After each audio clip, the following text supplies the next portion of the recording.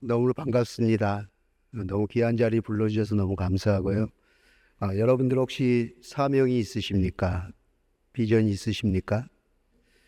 너무 처음부터 거창한가요? 혹시 그렇다면 별명이 있으실까요? 각자 별명이 살아오면서 있을 것 같습니다. 저도 별명이 있습니다. 앞에 아까 이름을 띄워서 알다시피 이무열 목사인데요. 거꾸로 하면 열무입니다. 그래서 어렸을 때부터 친구들이 아작아작 씹어먹자 열무김치, 열무 한 단에 500원 막 하고, 너무 어렸을 때부터 이렇게 약 올려서 너무 꼬마 때 제가 아주 어렸을 때 기억이 있습니다. 저희 외할아버님이 목사님이신데요. 저는 5대째 기독교 집안인데, 할아버지 교회에서 태어났는데 할아버지가 제 이름을 지어주셨는데, 너무 막 그 이름이 하도 약올 별명 때문에 속이 상해서 어린 나이에 목양실 발을 쾅 차고 할아버지한테 가서 왜 내 이름을 이렇게 졌냐고 막 엉엉 울은 적이 있습니다. 그때 할아버지가 저를 무릎에 앉히셔서, 예, 고대 옥편에 사라진 옥편이었습니다. 중국에서 2000년 전에 기독교 사상을 다 말살하면서 기독교에 관한 모든 한자를 다 없애면서 현대사전으로 바꿔버렸습니다. 그러면서 그 고대 옥편이 있었는데요. 그 옥편을 할아버지가 갖고 계셨는데 서지에서 꺼내오시더니 무릎에 앉혀놓고 제 이름을 써주면서 이름의 뜻을 가르쳐 주시고, 이것이 너의 사명이자 비전이다. 너는 이름값대로 살거라 라고 하면서 어린 저에게 이렇게 축복 기도를 해주셨던 기억이 아직도 생생합니다. 그날 어린 나이지만 그날부터 지금껏 저는 눈을 뜨면 그렇게 기도합니다. 하나님, 제 이름값대로 오늘도 살게 해주세요 하고 기도하는데요. 제 이름이, 제가 GMS 선교사로 중국에 20년 전에 있을 때 그 북한과 중국 그 접경 지역의 땅굴 속에서 보안 때문에 거기가 어딘지 지금도 모릅니다. 지금 만약 사역하고 계신 분들이 지금도 있다면 아마 모를 거예요. 왜냐하면 새벽에 자고 있으면 깨워서 안대를 써서 눈을 떠보라 그러면 불빛 하나 보이지 않는 첩첩산 중에 땅굴 속에서 몰래 비밀리에 성경을 가르치는 일들을 했었습니다. 그런데 중국에 있을 때도 그러고, 중국 사람들이 이름을 물어보고 이름을 써보라 그러면 아무도 제 이름을 읽을 수 있는 사람을 이 세상에서 다른 사람도 만나본 적이 없습니다. 우리나라에서 유명하신 분들, 한자 박사 교수님들도 뜻을 읽지를 못합니다. 쓰지를 못하고 처음 보는 한자입니다. 최근에 우리 북한성교회 유관지 목사님께서 전화하셔서 서울대 무슨 한문 교수님이라고 전화 오셔서 강화도에 찾아왔어요. 진짜 이름 써보라고 그래 썼는데 진짜 이런 게 있어? 하고 했는데, 제가 그 이름 때문에 중국에서도 그러고 한국에서도 이렇게 음주 단속을 하거나 이렇게 비자 이렇게 티켓팅하면 항상 이렇게 억울하게 잡혀가기도 했었습니다. 왜냐하면 한문으로 이 쓰고 무자가 네이버에도 없고 한자에도 없고 없어져 버렸기 때문에 무자만 한글로 쓰고 열자 또 한문으로 써서 신분증, 운전면허증 모든 게 그렇게 돼 있습니다. 그래서 이거 누가 봐도 이상한 신분증을 갖고 다녔습니다. 그래서 나중에는 너무 그런 일이 비일비재하다 보니 이제 청와대에 항소하고 다시 등재해서 지금은 이제 모든 서류에가 등재가 됐지만 아직도 네이버나 그 어디에도 사전에 없습니다. 무자가 아들 자자에 계집 여자에 밑에가 어린 양자입니다. 어린 양 예수입니다. 그리고 기쁠 열자입니다. 그래서 모든 세상의 남자와 여자를 위해서 드려진 어린 양 예수, 어린 양 묻자의 기쁠 열자. 그래서 예수님의 기쁨이 되는 자라는 뜻이라고 합니다. 그래서 저는 아침마다 일어나면 그냥 이렇게 무의식 중에 찬양이 들립니다. 나 주님의 기쁨 되기 원하네. 그 찬양이 저의 이름의 주제가고 주님 앞에 매일 오늘도 주님의 기쁨이 되기 원합니다 라고 기도하고 살아가고 있습니다. 오늘도 여러분 앞에 이렇게 정말 기쁜 소식, 복음, 정말 저 북한 땅에 5,000년을 함께 살았는데 잠시 떨어져 있는 70년 떨어져 있는 저 땅에 정말 기쁜 소식, 복음, 주님의 기쁨을 전하는 자가 되는 것이 저의 사명이고 비전이기도 합니다. 제가 어떤 일을 하는지 사실 제가 아까 차승철 목사님하고 잠깐 담소 나누면서 얘기했지만 제가 한 번도 안 가본 교회는 있어도 한 번만 간 교회는 없습니다. 기본 가면 4번, 5번은 부르시더라고요. 그 정도로 이 사역에, 북한 선교회 사역에 또 제가 5가지 일을 하고 있는데 그게는 그 하나하나가 에피소드나 해야 될 간증이나 얘기들이 많거든요.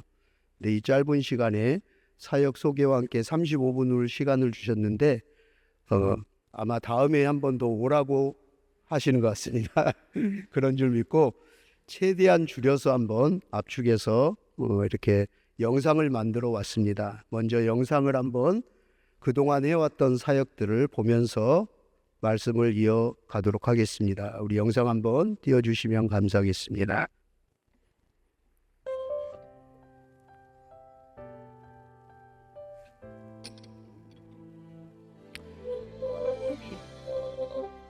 우리 중국에서 꽃제비라고 하죠. 길에 버려진 아이들 그 300만 정도 아사 굶주려서 죽어갈 때 그 꽃제비 아이들 차인표 신혜라 씨 이런 분들이 구출해 와서 저희 집에 데려다 놨습니다. 그리고 그 아이들 올해가 20주년 되는데요. 그 꽃제비 아이들, 무용고 아이들을 중심으로 의정부의 한꿈학교가 지금 20주년 됐는데 거기서 교사로 있었습니다. 교목으로 있었고 시작할 때 그 중에 아이들 10명이 매일 싸우고 이곳에 와서 정착 못하고 가족도 없고 그렇게 해서 매일 경찰서 가고 또 교도소 가고 그런 아이들을 위해서 기도하다가 한 달 동안 작정 기도하는데 하나님께서 하나님 어떻게 하죠? 저 아이들 어떻게 해요? 이곳에 왔는데도 너무 외롭습니다. 가족이 없습니다. 가고 싶어도 갈 수도 없고 보고 싶어도 볼 수 없는 저 땅에 돌아가지도 못하고 이곳에서도 나그네와 그와 같은 저 아이들 어떻게 합니까? 라고 한 달 동안 기도하는데 한 달 만에 새벽 기도하는데 하나님 저에게 주신 말씀이 있었습니다. 마음에 이렇게 들렸습니다.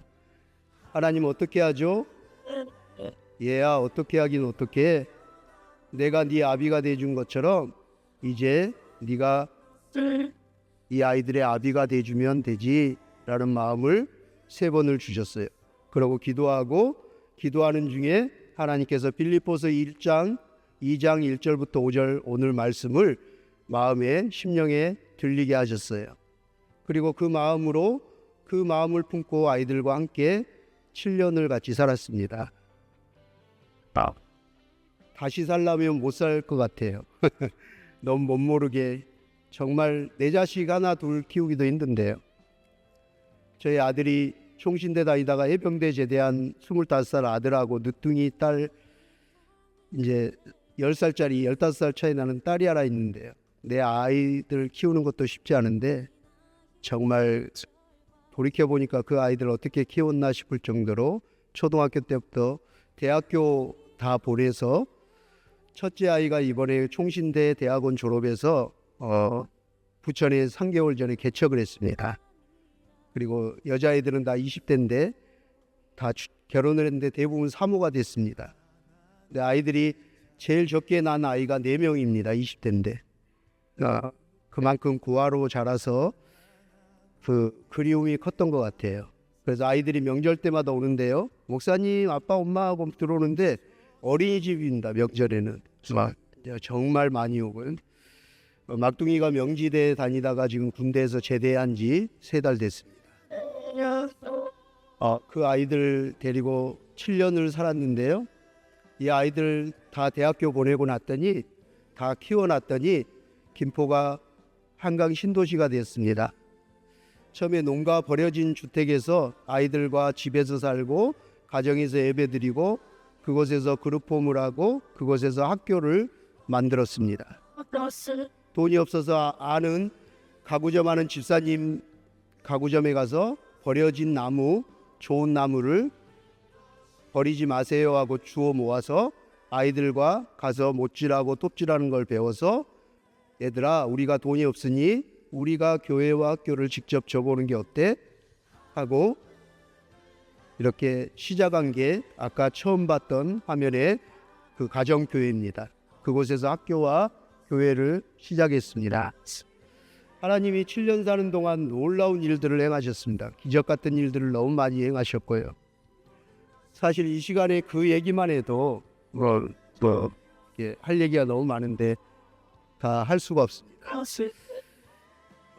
어느 날 국정원 하나원 6개월 있다 온 아이 중에 하나가 돈이 없어서 기도하는데 얘들아 하나님 살아계셔. 안 믿어요. 우리는 하나님 없어요. 예수님 없어요.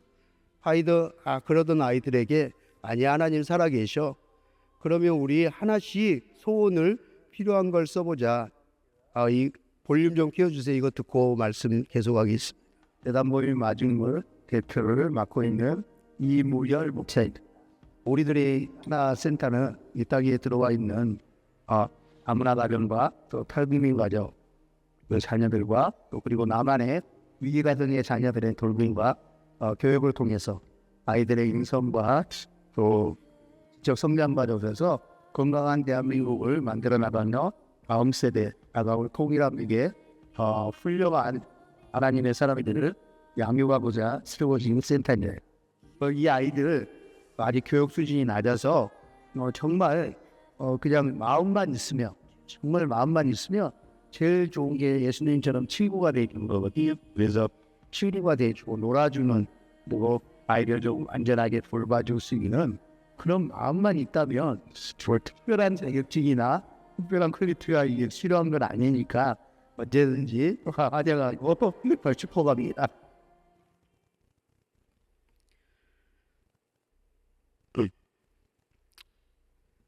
저는 개척한 지 15년 동안 아직 월급도 없고요. 월 헌금이 100만 원 넘어본 적이 딱 2번 있습니다. 탈북민들 외국인들 섬기다 보니까 가난한 목사로 살지만 하나님께서 많은 것들을 부어주셨고요. 많은 은혜들을 정말 이루 헤아릴 수 없는 그 하나님의 놀라운 사랑과 은혜를 정말 많이 체험하고 많은 은혜를 받았습니다. 그래서 저는 부자 목사는 아니지만 부유한 목사라고 자부합니다. 너무 하나님의 은혜 안에서 살아가고 있습니다. 어느 날 아이들이 하나님이 체험하게 하시더라고요. 하나님을 믿게끔. 그래서 우리 학교를 지는데 뭐가 필요할까? 하나씩 써보고 기도할까? 했는데 어떤 아이는 책상이요, 어떤 아이는 컴퓨터요, 어떤 아이는 피아노요, 어떤 아이는 간판이 필요할 것 같아요. 막 각자 썼는데요. 하나님이 기도하면 놀라운 일을 행하셨어요. 정말 있을 수 없는 일을 행하셨어요. 그 아이가 어느 날 제가 밖에 나갔다 왔더니 그 하나원 국정원에서 SNS를 열심히 배운 여자애가 우리 목사님하고 꽃집인데요. 여기 와서 살아요. 같이 집에 사는데 돈이 없어서 가구점에서 버려진 거 주워와서 우리가 직접 이렇게 해서 하는데 몇 년이 걸릴지는 모르겠어요. 돈도 없어서. 근데 너무 재밌고 행복해요. 이런 글을 썼는데요. 하나님께서 성령님께서 역사하셨어요. 그게 SNS에 입소문을 타면서 캐나다에서 일본에서 헌금이 보내졌어요. 그리고 지금껏 15년 동안 지금 학교가 될 수 있도록 매월 후원자들이 생기겠어요. 근데 저는 지금도 매일 축복하면서 기도하면서 하나님의 사람들, 하나님의 천사들이라고 할 정도로 50% 정도는 자기의 이름을 밝히지 않아요. 이름도 없이 빛도 없이 통일한국, 할렐루야, 예수마음교회, 화이팅, 샬롬 뭐 이런 이름으로 10,000원부터 20,000원, 30,000원, 뭐 10만원, 많게는 20만원 뭐 이렇게 해서 15년 동안 후원해 주시는 분들이 있습니다. 변치 않습니다. 제가 아까 담임 목사님하고 담소 나누면서 정말 감사합니다 했는데, 저 어디 가서 후원이나 뭐 이런 걸 요청해 본 적도 없는데 주님의 교회 우리 예전에 허준 목사님 통해서 학교에 찾아오고 아이들과 사는 집에 찾아오고 우리 교회도 좀 돕겠습니다 하고 후원 왔는데, 교회들이 안타깝게 단체나 교회들은 일회성으로 하면서 2년 단위로 부서장이 바뀌거나 부서가 바뀌면 자동으로 후원이 끊기는데, 주님의 교회만 유일하게 변치 않게 그때부터 연이돼서 지금까지 한 번도 끊어지지 않고 아이들 교육비와 학비, 식비를 보내주고 있습니다. 그리고 그 기도가 쌓였다고 생각합니다. 그래서 정말 저는 귀하고 사실 사랑의 빛인 주님의 교회에 오고 싶었습니다. 근데 드디어 우리 차순정 목사님이 때가 되어서 불러주셔서 너무 감사합니다. 그러면서 시작된 학교가 아이들이 다 크고 나서 김포가 신도시가 되면서 갑자기 저희 모든 교회들이 다 철거되고 저희만 가정교회에서 살아남았습니다. 저희 가정교회 문을 열면 김포 풍무역이 있고 뉴스에 자주 나오는 역입니다. 그 앞에 이마트가 있고 푸르지오 12,500세대가 들어와서 교회에 앉을 자리도 없이 넘쳐났습니다. 그리고 7년 만에 막 11조나 재정이 넘쳐나고 건축위원회가 생기고 어떤 권사님이 암이 걸렸는데 기도하다가 나서셔서 500평을 사가지고 7층으로 아이들 기숙사와 학교까지 여는 걸로 설계까지 하고 있었는데요. 김포가 신도시 되다 보니까 탈북민 1,000명, 고려인 3,500명, 미얀마, 난민, 베트남, 우즈벡, 몽골, 파키스탄 뭐 이런 12개 나라 사람들이 모여 사는 집성촌이 있습니다. 여러분 잘 아실 거라고 생각합니다. 전원일기 아시죠? 그 전원일기의 배경이었던 양촌리에 저희 아까 영상이 봤던 학교가 있습니다. 방과후 학교가 있습니다. 그곳에 외국인들이 빠져나가니까, 평택이랑 빠져나가니까 급하게 거기만 개발을 멈춰버렸습니다. 그리고 거기에 다 밀어였습니다. 그래서 5일장이 지금도 쓰는데요. 5일장이 가면 여기는 이태원보다 더 이태원 같습니다. 그런데 대부분 한부모 가정이에요. 그런데 아이들이 어린데요. 이제 교회가 성장하고 딱 자리를 잡을 때쯤 됐는데 아이들이 다 컸는데요. 그 양촌에 살던 탈북민과 외국인들이 엄마들이 찾아왔습니다. 매일 찾아옵니다. 목사님, 아이들 다 키우셨죠? 네. 그러면 저 아이가 3살이에요? 5살이에요? 7살이고요. 초등학교 1학년인데요. 저 혼자 키워요. 3살짜리가 저 밤에 식당에서 일하면 11시에 끝나요. 11시 올 때까지 울고 있어요. 굶고 있어요, 매일. 우리 딸 좀 봐주세요. 우리 아들 누가 키워요? 누가 돌봐줘요? 나 여기 한국에 시집 와서 이혼당하고 쫓겨난 것도 억울한데, 나 이렇게 사는 것도 힘든데 우리 아이 너무 불쌍해서 돌아가지도 못하고 우리 아이 좀 돌봐주세요, 목사님 하고 계속 찾아오는 거예요. 3개월 동안 저는 떠나기 싫었어요. 너무 힘들었거든요. 7년이. 쌀이 떨어진 적도 많고 겨울에 기름이 떨어져서 아이들이 목사님 중국에 꽃제비 있을 때보다 더 춥고 배고파요 라고 했던 적도 많았거든요. 그런데 교회가 이렇게 성장하고 막 하니까 떠나기 싫더라고요. 3개월 동안 안 간다고 외면했는데 매일 밤에 그 아이들 울음소리와 엄마들의 한탄하는 소리를 하나님 듣게 하셨고 3개월이 되는 새벽에 꿈인지 환상인지 하나님께서 여기가 초막셋을 짓고 살자고 여기가 좋사오니 하는 그 성경 말씀과 함께 네가 꼭 그 모양이구나 라는 마음을 주셔서 새벽에 일어나서 눈물 콧물을 흘며 회개하면서 내가 이러다간 사꾼 목사 되고 교회의 부흥을 위해서 성도들의 성장과 재정을 위해서 살아가는 그냥 사꾼 목사가 되겠구나 하는 마음이 들어서 하나님께 회개하고 그 다음 주에 바로 결단하고 성도들에게 레스토랑을 하나 몰래 얻어서 예배 끝나고 레스토랑에 가서 식사 다 마치고 선포했습니다. 저는 다음 주로 양촌에 갑니다. 난리가 났죠. 하나님 부르심 따라 가겠습니다. 그 아이들 누가 돌볼 것입니까? 그러고 다시 가서 새롭게 개척해서 새롭게 교회와 학교를 시작한 지 7년, 8년 됐습니다.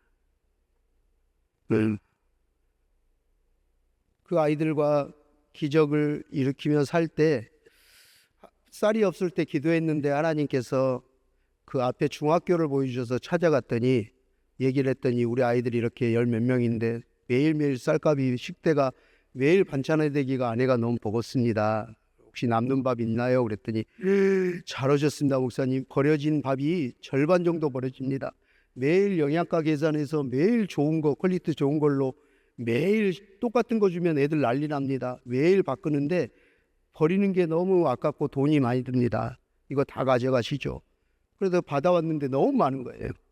그래서 그걸로 아이들과 누룽지 찍는 기계를 사가지고 누룽지를 찍어서 장애인들이나 김포의 외국인들, 탈북민들, 독거노인들을 찾아다니면서 누룽지 나누는 사업을 했어요.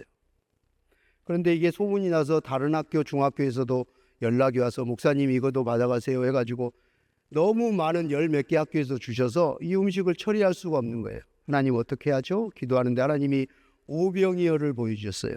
그래서 아이들과 코로나 전까지 김포에 11개 무료급식소를 했어요.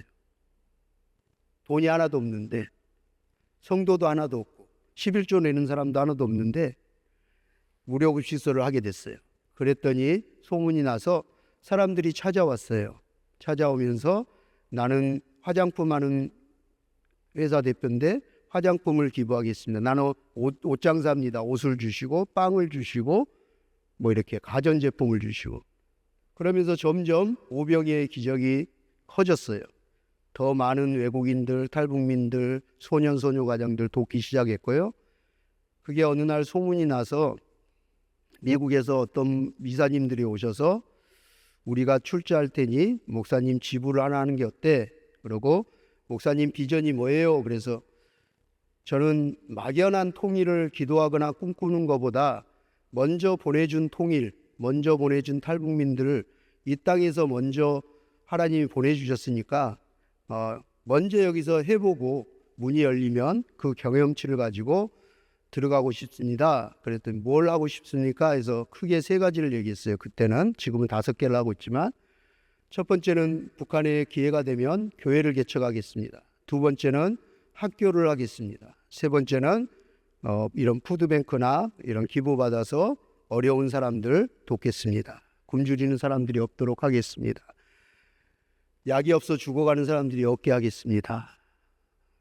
그렇게 했더니 목사님 비전을 우리가 사겠다고 해가지고 미국에서 출자를 해주셔서 35억짜리 재단법인을 그냥 밥 한 끼 사고 몇만 원의 용지 주고 그걸 하게 됐습니다. 그 계기로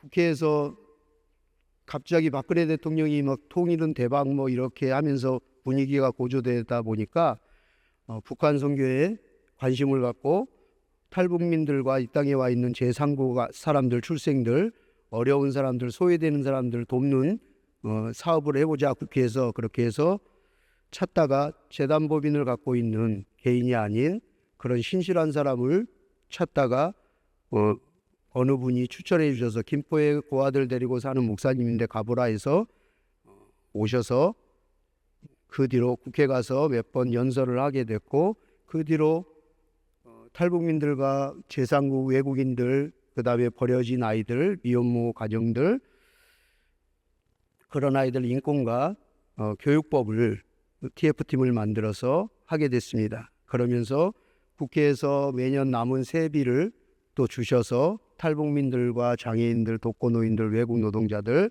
의료비와 교육비를 지원하고 있고 소년 소녀 가장 국내 아이들도 12명을 매월 후원하게 됐습니다.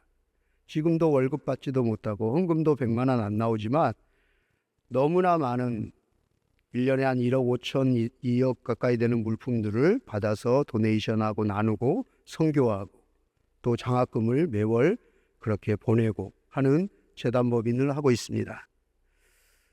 그러다가 코로나가 터졌고 여러 가지 많은 상황들이 생겼고 정말 뭐 지금 얘기할 수 없는 엄청난 사건들이 생겨서 또 제가 우리나라의 탈북민을 돕는 교회들이 있는 우리 주님의 교회처럼 뭐 사랑의 교회, 온누리 교회, 할렐루야 교회, 수영로 교회 뭐 한 100여 개 교회 되는데요. 거기에 이제 살림을 6년 동안 맡아서 했고 지금 부회장을 하고 있는데요. 또 북한에서 오신 목사님들 신학생들이 한 100명 됩니다. 지금 북한에서 오신 분들이 72개 정도 교회를 개척하셨는데요. 그곳에 제가 탈북민 아이들 학교도 하고 교사도 하고 아이들 데리고 살기도 하고 그 데리고 살던 아이들 중에는 북한 탈북민 목회자 자녀들이 꽤 있었어요. 적응을 못하고 가출하고 해서 저희 집에 위탁을 시켜서 그런 여러 가지 연고로 해서 목사님 저희 북한 기독교 총연합회 북한 사람들만 모이다 보니까 행정 문서 이런 걸 전혀 못합니다. 사단법인 만들고 이래 해야 되는데 목사님 좀 오셔서 사무총장님 해주세요 해서 그들을 도우려고 들어가서 사무총장을 하고 있었는데 양쪽 살림을 하다가 코로나가 터졌습니다. 너무 어려워졌습니다. 그래요 월세나 뭐 이런 게 너무 급한 상황이 돼서 사실 제가 막 온누리교회나 큰 교회들 찾아다니고 단체 국회 찾아다니면서 그런 돈들을 지원받아서 이렇게 흘려보내고 도와주는 일을 하다가 너무 많은 일을 하고 너무 바쁘게 정신없이 지내다가 어느 날 여러 가지 사건을 만나고 터지면서 길에서 쓰러졌습니다. 그리고 세브란스 병원에서 2번에 걸쳐서 수술을 했습니다. 머리부터 발끝까지 17개 종양이 발견돼서 더 이상 숨도 쉴 수가 없고 엇박자로 쉬어지고 여러 가지 많은 상상할 수 없는 일들이 있었습니다. 그 간증은 뭐 혹시 기회가 되면 다음에 불러주신 다음에 하겠습니다. 그러고 쓰러지고 나서 더 이상 목회할 수 없고 우리 전우택 교수님이나 많은 분들이 목사님 지금 쉬어야 돼. 지금 본인이 살아야 돼. 지금 안 그러면 죽어 해서 도피해서 들어간 게 강화도입니다. 그 강화도로 들어간 지 3년 차 됐고요. 근데 들어갔는데 저희 막둥이 딸이 학교에 입학했습니다. 그 아이가 2시에 끝나는 바람에 하나님이 시간을 주셨어요. 2시까지 온전히 시간이 있어서 북한을 바라보는 그 평화 누르길 20몇 코스를 매일 돌면서 북한을 바라보고 기도하고 산에 올라가서 나라와 민족을 위해서 기도하고 또 우리 외국 다문화 가정들 그 민족을 품고 열방을 품고 기도하면서 성경을 읽고 기도하고 하는 게 3년 동안 루틴이 됐습니다. 2시까지 시간이 그렇게 바쁘게 살았는데 사역 위주로 살았는데 그러면서 영과 몸이 회복이 되었습니다. 2년차 되니까 85% 정도 회복이 됐습니다. 그랬더니 코로나가 어느 정도 끝났더니 탈북민 외국인들이 다시 찾아와서 목사님 몸이 좀 많이 나으셨죠? 네. 건강해지셨죠? 네. 그랬더니 우리 다시 교회해요. 우리 매주 올 거예요. 그러더니 지금 10명, 15명 계속 늘어나고 있습니다. 그런데 그 사람들이 양곡에 우리 아이들 좀 키워주세요 하고 울며 찾아왔던 분들이 똑같이 코로나가 터지니까 찾아왔습니다. 목사님 강화도로 요양 가신다면서요? 네. 집을 구하신다면서요? 네. 그러면요 집을 이왕이면 큰 걸 얻으세요. 그래서 왜요? 저 돈이 없어서 단칸방 얻을 건데요. 저 혼자서 요양할 건데요. 그랬더니 아니요 큰 집을 얻으셔야 돼요. 그러는 거예요. 왜요? 그랬더니 저희 아들이 죽었대요. 엄마가 코로나에 죽었어요. 소식을 들었는데 장례식에 갈 수 없어요. 이 불효자가 갈 수가 없어요. 가고 싶어도 돈이 있어도 못 가요. 비행기가 안 떠요. 그러면서 우울증이 걸리고 공황장애가 오고 어떤 분은 실제로 자살했습니다. 그러면서 찾아와서 하는 말이 목사님 우리 숨 좀 쉬게 해주세요. 목사님 집에 가서 하루라도 애들하고 고기 구워 먹고 하루라도 마음 편히 자고 강화도에 바람이라도 쐬게 해주세요. 제일 가까운 땅 북한 2.3km잖아요. DMZ 4km, 4km 다 8km지만 강화도는 공동해상구역이에요. 아시죠? 이게 없어요. DMZ가 바다예요. 그래서 실제로 수영해서 넘어오는 분도 많고 넘어가는 분도 많아요.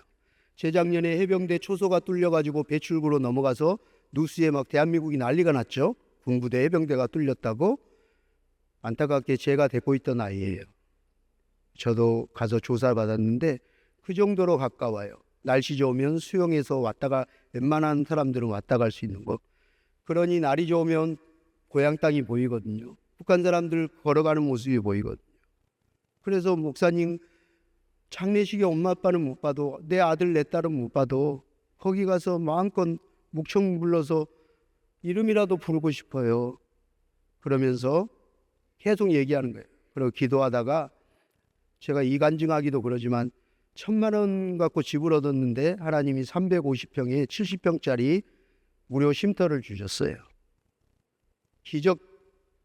너무 놀라운 기적을 행하셔가지고 코로나에 선교센터가 다 막혔는데 저희는 그동안 열어서 제가 만날 수 없는 전 세계 아프리카나 오지에 있는 선교사님도 소문 듣고 왔어요 하고 쉬어가고 고아원 양로원부터 외국인들 탈북민들 뿐만 아니라 우리 동두천에 있는 흑인들에게 강간당해서 태어난 미혼모 아이들 학생들 와서 3박 4일 또 자고 가고 그 코로나 기간 동안 하나님이 그곳에 가서 더 많은 일들을 행하게 하셨어요. 그리고 제가 강화도에 갔더니 북한 선교하는 교회나 단체들이 목사님 찾아왔다가 같이 강화도 투어를 하다가 이렇게 역사적인 땅이고 성령의 땅이고 북한이 제일 가깝네요. 그러면서 숭실대 하충혁 교수님, 총신대 하강민 교수님, 조기현 목사님 아신대 이래가지고 다 수업의 일환으로 아예 코스를 지금 만들었습니다. 그래서 신입생들 들어오면 같이 수업을 일환으로 1박 2일부터 3박 4일 들어오면 제가 가이드하고 강의하고 저희 숙소에서 같이 자고 그렇게 하고 있습니다. 그리고 북한이 보이는 그 예배당에서 매달 탈북민들 외국 노동자들 초청잔치를 합니다. 그래서 천국잔치를 식사를 하고 선물을 나눕니다. 그리고 함께 추석을 1박 2일 같이 보냅니다. 고향에 가고 싶어도 내 부모 형제 만나지 못하는 명절이면 전국에서 다 옵니다. 외국에서도 들어옵니다. 작년에도 강화도에 15개 집을 얻어서 또 펜션을 저희 교회 전도사님이 마침 강화도에 탈북민 4가정이 들어와 가지고 힘을 모아가지고 3년 동안 펜션을 지었거든요. 그래서 그 펜션도 내놓고 이렇게 해서 100명이 넘게 와서 1박 2일 같이 추석을 지내고 성탄을 같이 지냅니다. 거기에 참여하는 분들이 정말 이곳이 천국이구나. 시편 133편의 말씀이 진짜 실제 현장이구나. 보라 형제가 연합하여 동거함이 어찌 그리 선하고 아름다워. 명절이 되면 북한 음식, 미얀마, 베트남, 우즈벡, 몽골 각 나라 음식들을 다 만들어서 천국잔치를 하고 각 나라 언어로 찬양과 예배를 드립니다. 그리고 찬양제를 하고요. 각자 알아듣지 못하는 말로 찬양을 하고 합창을 하는데요. 정말 그 말로 형용할 수 없습니다. 그곳에 있는 분들이 천국을 경험하고 울기도 하고 그 현장에서 기적이 일어납니다. 암 환자도 낫았고요. 17년 동안 여름에 그 김포에 해병대 본부가 있는데요. 중사였는데 여름에 훈련하고 기름 묻은 총기를 이렇게 땀이 나서 비볐는데 아침에 눈이 안 떠집니다. 그날부로 실명이 돼서 17년 동안 맹인으로 살았는데 그분이 눈을 떴습니다. 그리고 저희 교회 지금 집사님이 돼 있어요. 그런 하나님이 기적들을 행하십니다. 왜냐하면 김일성 그 주체 사상이, 또 외국인들은 대부분 무슬림입니다. 복음이 절대 들어가지 않는 정말 깨지기 힘든 사람들에게 하나님이 강력한 성령의 역사들, 성경이 살아있음을, 2000년 전에 맹인 바디메오가 눈뜬 게 2000년 전의 사건만이 아닌 오늘도 살아계시는, 예수는 어제나 오늘이나 내일이나 영원토록 동일하신 분이라는 걸, 하나님의 말씀은 살아 운동력 있어 활력 있어 그 어떤 홍과 영과 관절과 골수보다도 쪼개고도 남는다는 그 놀라운 능력들을 하나님이 실제로 보여주고 이 사람들의 마음이 깨어지게 합니다. 그러면서 복음이 들어가기 시작하고 그 아이들도 하나님 살아계시네? 내가 피아노 썼는데 어느 날 목사님 피아노가 오늘 5대 누가 기증을 했어요. 그래서 제가 놀래가지고요, 돌아가신 제가 에스라 성경대학원에 우리 백정란 이사장님이 저를 아들처럼 엄마처럼 오셨는데 전화를 했어요. 어머니, 이사님 오늘은 피아노가 5대 들어왔는데 음악학원도 아니고 너무 조그만데 피아노가 5대가 들어왔습니다. 그랬더니 그러게 이 목사 기도해보자, 하나님 뜻이 있겠지 했는데 저녁에 전화 오셨어요. 그러더니 하신 얘기가 기도하니까 이런 마음이 생겼대요. 북한 애들이 상처가 많잖아. 꽃제비 애들이 트라우마가 많으니까 음악을 통해서 밴드를 만들어봐. 그래서 남북 청소년 밴드 마중물을 만들었어요. 아이들이 초등학교 중학생 때 첫 대회 나갔더니 장려상 받고 그 다음에 갔더니 동상을 받았는데요, 입상하니까 그 초등학교 중학생 아이들에게 가수 음원증이 협회증이 나오고요, 등록이 돼서 알아서 막 고아원 양로원 이런 데서 장애자 이런 데서 연락이 와서 봉사활동을 갔어요. 그러면서 그 아이들이 그곳에 가서 장애자들을 보고 고아들을 보면서 그 낮았던 자존감들이 회복되고 눈이 뜨이면서 나도 누군가에게 도움이 될 수 있고 위로가 될 수 있는 존재구나 라는 걸 발견하면서 아이들이 꿈을 갖고 검정고시를 하게 되고 신학생이 되고 목회자가 되기도 하고 이렇게 통일한국의 비전을 가지고 열심히 나아가더라고요. 제가 시간이 거진 주어진 게 너무 짧아서 오늘 이 얘기만 하고 마무리하겠습니다. 전 기도하던 중에 하나님 5개를 하게 하셨어요. 예수마음교회, 우리들이 하나 센터, 재단법인 마중물, 숨심삼 힐링센터, 지금 카페 물든 동산을 하고 있습니다. 그곳에서 탈북민들, 외국인들, 모든 교회와 단체들이 오면 함께 예배하고 교육할 수 있는 그런 예쁜 카페 교회로 오픈을 했습니다. 그리고 아까 말한 것처럼 강화도에 온 아이들이 대부분 엄마가 이혼해서 할머니 할아버지한테 맡겨놔서 방학 때나 한 달에 한 번 옵니다. 할아버지 할머니가 놀아줄 체력이 안 되니까 애들이 핸드폰 잡고 좀비로만 살아갑니다. 도서관을 가려도 읍에나 가야지 있습니다. 도서관에 갔는데 책이 저희 센터보다 더 적습니다. 우리 딸이 몇 번 읽던지 읽을 게 없어요. 그래서 북한 선교회 모든 교회와 모든 분들이 와서 카페 교회에 와서 저희가 주일날도 예배 드리고 한 달에 한 번 탈북민 예배도 그곳에서 드리고요. 그곳에서 탈북민들 또 바리스타 교육부터 해서 창업시켜서 또 저희가 거기서 나온 수익금으로 학교의 아이들 교육비와 식비를 보태고 있습니다.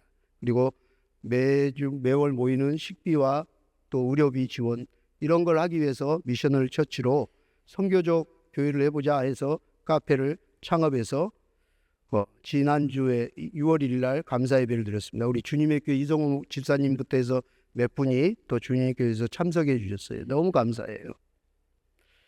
그리고 또 헌금도 막 보내주시고 기도도 중보기도도 해주셨어요. 그분들 너무 감사합니다.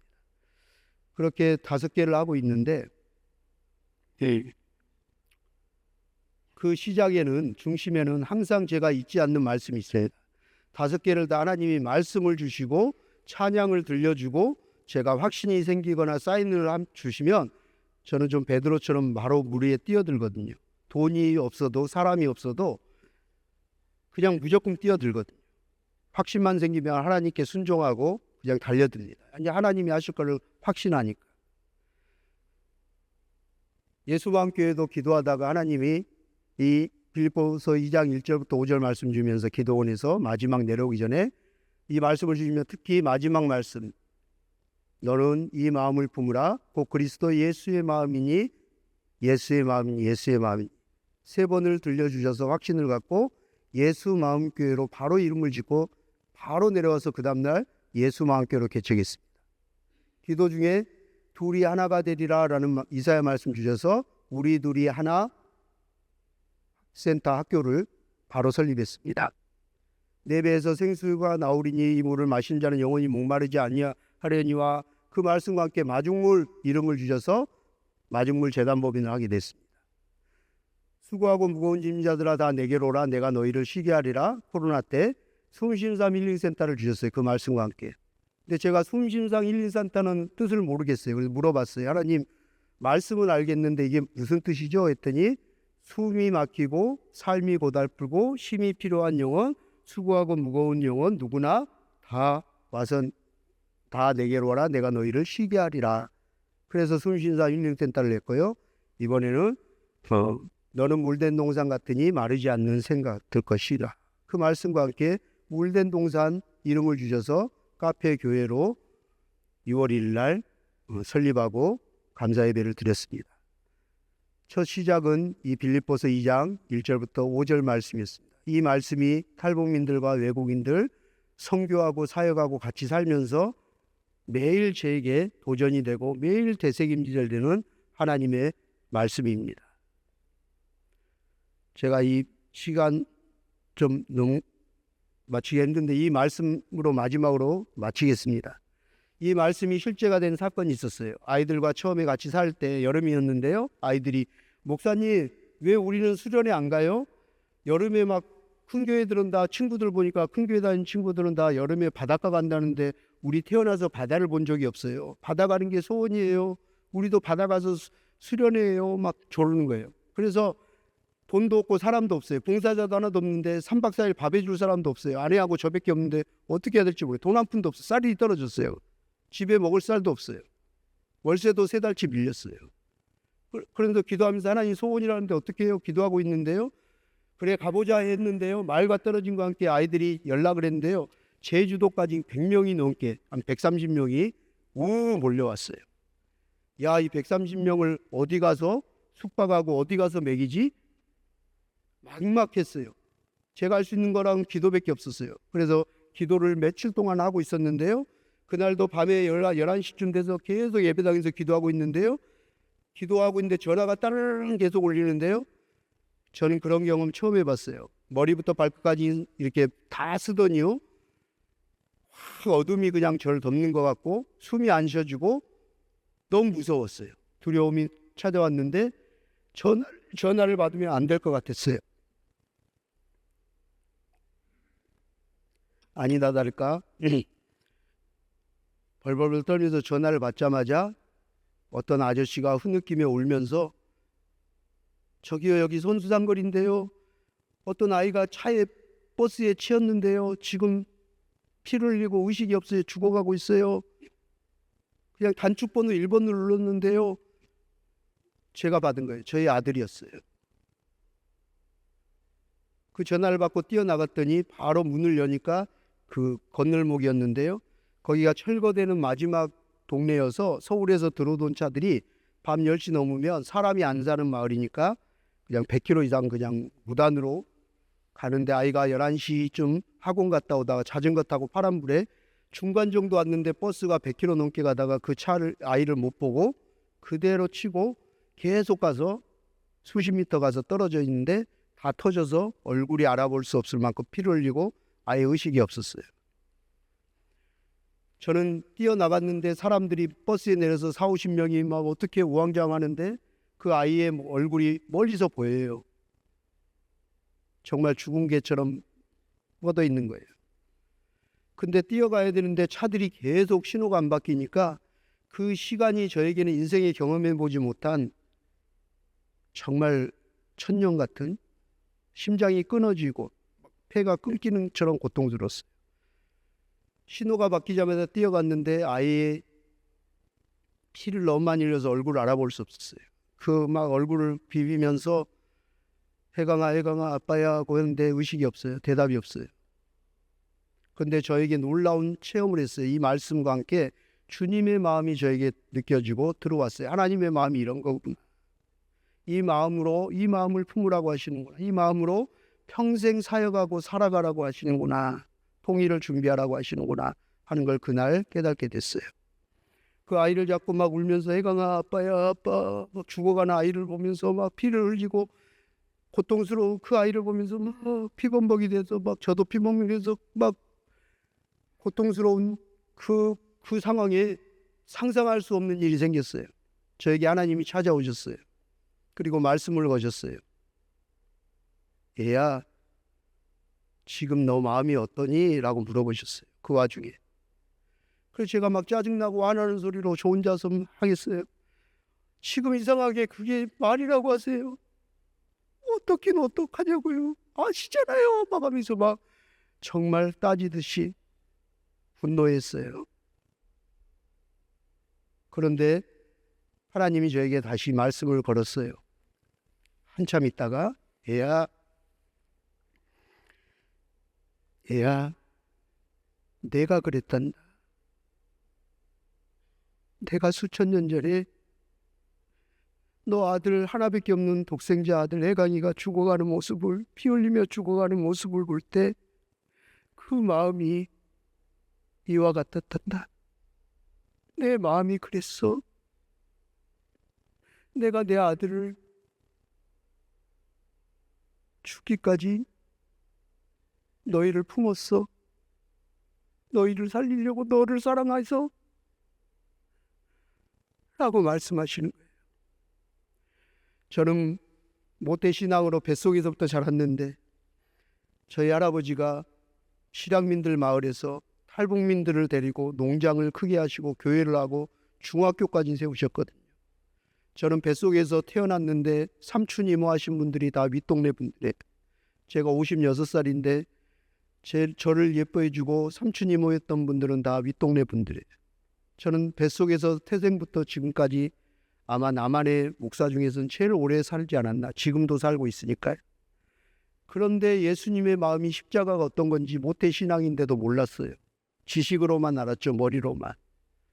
그런데 그 십자가의 보혈의 그 은혜가 그 마음이 그날 제 마음속에 들어왔어요. 느껴졌어요.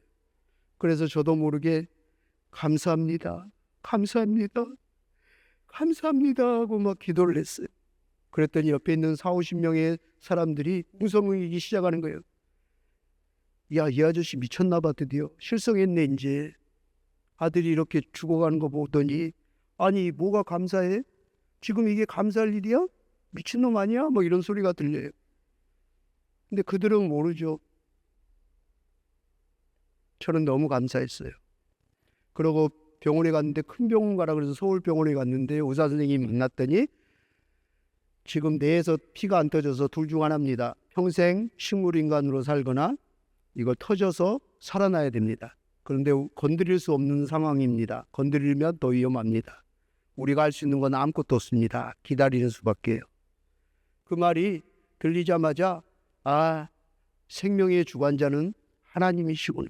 하나님만이 하실 수 있구나 라는 생각이 들었어요. 밤새 기도했어요. 저희 고향 여수에서 어머니 아버지 택시 타고 막 다 올라왔어요. 목사님들 오시고 기도했는데요. 아침이 됐는데 응급실 앞에서 해가 뜨는 걸 보고 제가 이성이 들어와서요. 아내한테 이렇게 얘기했어요. 여보, 아침이네 어떡하지? 평생 소원이라고 지금 수련회 간다고 들떠서 130명이 넘게 지금 전국에서 왔는데 어떡하지? 수련회 가야 되는데 바닷가 가야 되는데 그 얘기하자마자 저희 어머니 목사님 외동딸인데요. 음악하시고 무용하셔서 저를 한 번도 욕을 하거나 제가 잘못하고 사고를 쳐도 괜찮아 그럴 수 있어 하고 웃으시던 분이었는데요. 그날 그냥 쌍욕이 막 나오시더라고요. 분노와 함께 난 저희 어머니 아닌 줄 알았어요. 그것도 목사인 아들한테 권사님이 야 이 미친 새끼야 너 제정신이야 막 하면서 지금 해강이가 지금 이러고 지금 사경을 헤매고 지금 의식이 없는데 탈북민이 북한 애들이 뭐가 중요한데 그 아들이 이 새끼 미친놈 아니야 막 하면서 뭐 온갖 욕을 하셨어요. 그래서 정신 차리라고 했는데요. 저희 아버지뿐만 아니라 옆에 있는 목사님들마저도 이 목사 어머니 말이 맞는 것 같아. 이건 아니지. 지금 그게 중요한 게 아니야. 그러시는 거예요. 그런데 그 모든 분위기를 한 방에 저희 아내가 다 교통정리했어요. 저희 아내가 진짜 강하거든요. 호랑이띠인데 에스더 같은 기질이 있어요. 저희 아내 한마디에 목사님들, 우리 시어머니, 시아버지 모두 다 한 말 못했어요. 아내가 이렇게 얘기하는 거예요. 여보, 당신 목사 아니야? 정신 똑바로 안 차려? 당신 사역자지, 사명자지. 당신 지난주에 뭐라 그랬어? 맨날 우리한테 뭐라고 얘기해? 생명의 주관자는 하나님이시다고. 치하여 가시는 이도 여호와시고 주시는 이도 여호와시라며. 당신이 하나님이야? 당신이 여기 있는다고 죽을 애가 살고 살 애가 죽어? 너희는 먼저 그의 나라와 의를 구하라며. 맨날 강대상에서 하는 얘기 다 거짓말이야? 정신 똑바로 차리세요. 약속 지켜요. 가세요. 여긴 하나님께 맡기고 가세요. 그 한마디에 지주군도 조용해졌고요. 저는 마음에 성령의 불이 담대함이 생기더라고요. 그러고 아이들과 해안 바닷가로 갔어요. 아이들은 바다를 처음 보고 신나고 너무 즐거워했어요. 저는 일주일 내내 준비하면서 하나님이 하필이면 그 고아 같은 애들, 버려진 아이들, 트라우마, 상처와 아픔밖에 없는, 슬픔밖에 없는 이 아이들에게 하나님의 기쁨을 불어 넣으라고 기쁨에 대한 말씀을 주셨어요. 기뻐하라, 기뻐하라. 내가 다시 말하니 기뻐하라. 그 주제를 주셨는데 제가 안 기뻐요. 말씀을 전할 수가 없겠는 거예요. 그런데 그 산통을 깨기 싫어서요. 그 아이들의 해맑고 막 노는 모습을 보면서요. 막 저를 들고 막 바닷가에 던지는데요. 같이 막 웃고 같이 즐겁게 놀다가요. 혼자 화장실 가서 또 소리 내어서 계속 울었어요. 하나님, 우리 애각이 어떻게 해요? 우리 애각이 좀 살려주세요 하고 3일 내내 울었어요. 그리고 또 눈물 닦고 목사님 그러면 어디 있어요? 그럼 가서 여기 있어 하고 같이 놀아주고. 그런데 마지막 날 캠프파이어 하는데요. 어떤 아이가 알게 된 거예요. 그러고 얘기를 했어요. 있잖아. 지금 목사님 아들 애각이 지금 사고 나서 지금 이런 상황이래. 근데 목사님 숨기고 우리한테 말 안 하고 우리 지금 우리 즐겁게 놀라고 얘기도 안 하시고 지금까지 3일 동안 이렇고 같이 막 하신 거라니. 그러면서 탈북민들이 다 울기 시작했어요. 그리고 그들이 반대로 저를 안아줬어요. 그러고 위로해주고 손잡고 밤새 아침도록 기도해줬어요. 우리 탈북민사에 가신 분들 알지만 7년을 같이 살아도 마음 문이 잘 안 열리거든요.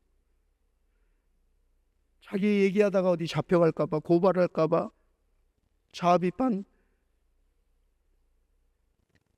생활총화 당할까봐 말 못하는데 그 사건 이후로 저희는 가족이 되었어요. 그리고 모든 답이 허물어졌어요. 그리고 우리는 하나가 됐어요. 주 안에서 하나가 됐어요.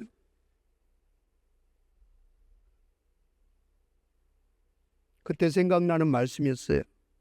너는 이 마음을 품으라. 곧 그리스도 예수의 마음이니. 그래서 하나님이 예수 마음교회 담임으로 교회 이름을 주셨구나. 그 마음으로 살아가라고. 그 마음으로 이 아이들 품고 사랑하라고. 그 마음으로 아이들과 품고 살아갈 때 하나님이 이 견고한 진들을, 흉악의 결박들을, 세계 유일에 막혀있는 이 분단의 벽을 정치인도 푸틴도 시진핑도 그 누구도 바이든도 트럼프도 누구도 못 여는 걸 열 수 있음을 저는 경험했습니다. 우리 안에, 조국교회 안에, 우리 조국교회 성도들 안에, 그리스도인들 안에 정말 참 그리스도인이라면 이 마음이 회복되기를 주님의 이름으로 축복합니다. 이 마음으로 다시 한번 나라와 민족과 열방을 품고 우리가 주님 오실 길을 예배한다면 막혔던 문들이 열릴 것입니다. 그날이 속히 올 거라고 믿습니다. 그 마음으로 오늘 귀한 시간 이 자리 달려와서 주님의 마음으로 예배하고 기도하는 여러분들이 있기에 이 나라의 민족의 소망이 있고 복음 통일의 그날이 올 거라고 믿습니다. 잠시 기도하겠습니다. 너희는 이 마음을 품으라. 곧 그리스도 예수의 마음이니 너희 안에 이 마음을 품으라. 곧 그리스도 예수의 마음이니